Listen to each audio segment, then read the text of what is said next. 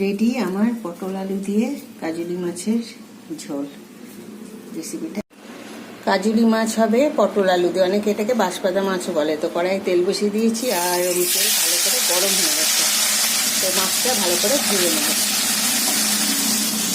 আর পটল আলুগুলো এরকম সরু সরু করে ঠিক রাখতে হবে। মাছ ভাজা কমপ্লিট। এবার কড়াইয়ে একটু কালো জিরে আর শুকনো লঙ্কা ফোড়ন দিয়ে দেবো,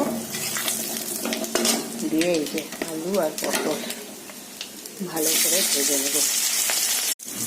আলু পটল খুব ভালো করে ভাজা হয়ে গেছে। এদিকে একটা মশলাও রেডি করে নিয়েছি, এর মধ্যে দিয়েছি জিরের গুঁড়ো, একটু ধনের গুঁড়ো আর কটা কাঁচা লঙ্কা। তো এই রান্নাটা পুরো কাঁচা লঙ্কাতেই হবে। তো এবার হচ্ছে মশলাটা দিয়ে দেবো,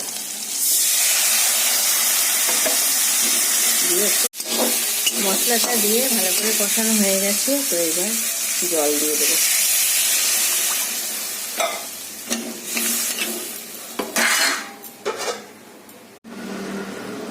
পটল আলু সব ভালো করে সেদ্ধ হয়ে গেছে। তো এবার এই যে ভেজে রাখা মাছটা এর মধ্যে দিয়ে দেবো। এই মাছটা দিয়ে বেশি ফোটালে চলবে না, কারণ মাছটা খুব হালকা, তো অল্প একটু ফোটাতে হবে। তো